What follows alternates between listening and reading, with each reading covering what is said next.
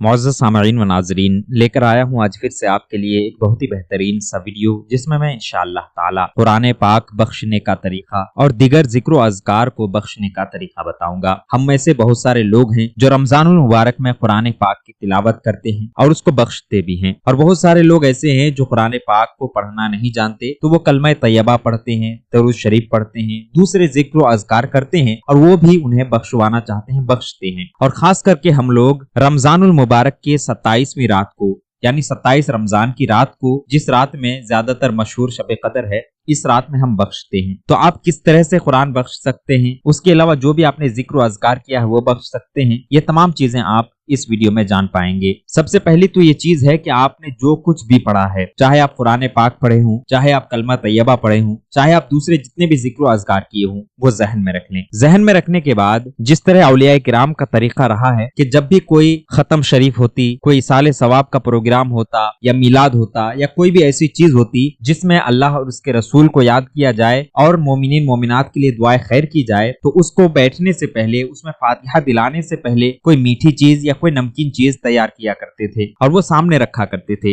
اسی طرح سے آپ بھی کوئی میٹھی چیز یا کوئی نمکین چیز سامنے رکھیں۔ اگر بتی ہے تو خوشبو کی نیت سے جلا لیں، ورنہ اس کی کوئی ضرورت نہیں۔ ایک گلاس پانی بھی ضرور رکھ لیں۔ قبلہ کی طرف، یعنی جدھر دیکھ کر ہم نماز ادا کرتے ہیں اسی طرف چہرہ کر کے آپ بیٹھ جائیں، چاہے آپ عورت ہوں چاہے مرد ہوں، دونوں ہی یہ بخشنے والا طریقہ اپنا سکتے ہیں۔ بیٹھنے کے بعد سب سے پہلے آپ 3 مرتبہ درود پاک پڑھیں، جو بھی درود شریف آپ کو یاد ہو وہ پڑھ سکتے ہیں۔ پڑھنے کے بعد 1 مرتبہ سورہ کافرون پڑھیں گے، یعنی قل یا ایھا الکافرون کا سورہ۔ 3 مرتبہ آپ سورہ اخلاص پڑھیں گے، یعنی قل ھو اللہ احد کا سورہ۔ 1 مرتبہ سورہ فلق پڑھیں گے، یعنی قل اعوذ برب الفلق والی سورہ۔ 1 مرتبہ سورہ ناس بھی پڑھیں گے، یعنی قل اعوذ برب الناس والی سورہ، اور 1 مرتبہ سورہ فاتحہ پڑھیں گے، یعنی الحمدللہ رب العالمین کا سورہ، اور 1 مرتبہ سورہ بقرہ کے شروع کی 5 آیتوں کو پڑھیں گے، الف لام میم سے لے کر اولئک علی ھدی من ربہم واولئک ھم المفلحون تک 5 آیتیں ہوں گی، یہ 5 آیتیں پڑھیں گے۔ پڑھنے کے بعد آخر میں پھر سے 3 مرتبہ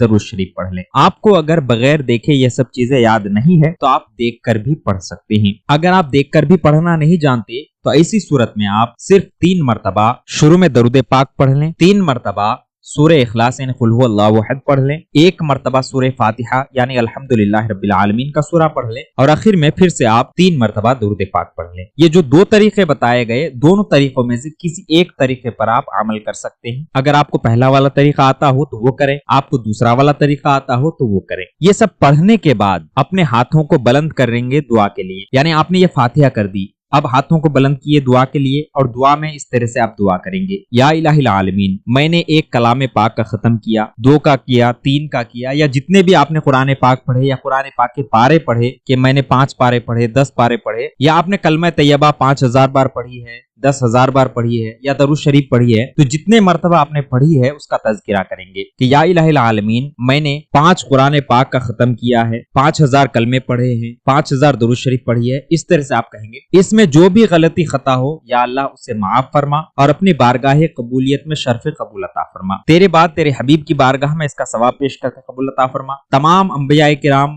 صحابہ کرام، تابعین، تبع تابعین، خلفاء راشدین، ائمہ مجتہدین کی بارگاہ میں ان تمام چیزوں کا ثواب ہدیہ کرتے ہیں، قبول فرما۔ ان کے بعد تمام اولیاء کرام، سرکار غوث اعظم، سرکار خواجہ غریب نواز، اور جتنے بھی اولیاء کرام ہیں، سبھی کی ارواح کو اس کا ثواب پیش کرتے ہیں، قبول فرما۔ اور بالخصوص تمام مومنین مومنات، مسلمین مسلمات کو ان تمام چیزوں کا ثواب پیش کرتے ہیں، قبول فرما۔ یہ تمام چیزیں کہنے کے بعد آپ نے اپنے گھر والوں کے نام سے، نانا نانی، دادا دادی، ماں باپ، یا کسی کے نام سے یہ آپ نے ختم کیا ہے یا کلمہ طیبہ پڑھی ہے یا جو بھی ذکر و اذکار کیا ہے، تو کہیں گے کہ یا الہ العالمین، بالخصوص ہم نے اپنے نانا نانی کے لیے یا دادا دادی کے لیے یہ کلام پاک پڑھی ہے، یہ کلمے پڑھے ہیں، یہ درود پاک پڑھی ہے، تو اس میں جتنا بھی ثواب تو عنایت کرنے والا ہے وہ تمام کے تمام ثواب کے ذریعے سے میں انہیں بخشتا ہوں، یا اللہ تو قبول فرما، ان کی بخشش و مغفرت فرما، ان کے لیے عذاب قبر کو دور فرما، اور ان کے لیے جنت میں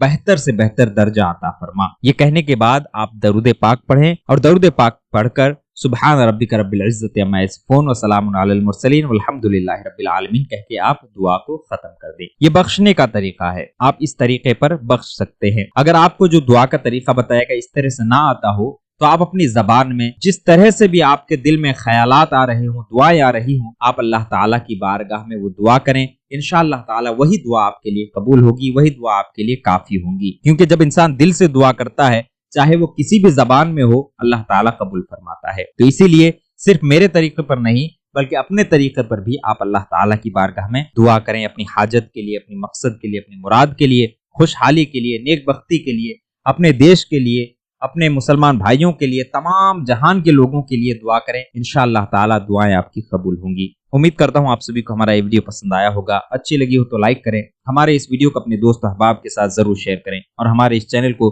सब्सक्राइब भी कर दें। फिर मिलते हैं अगले ऐसे ही वीडियो के साथ, तब तक के लिए अलविदा, अल्लाह हाफिज।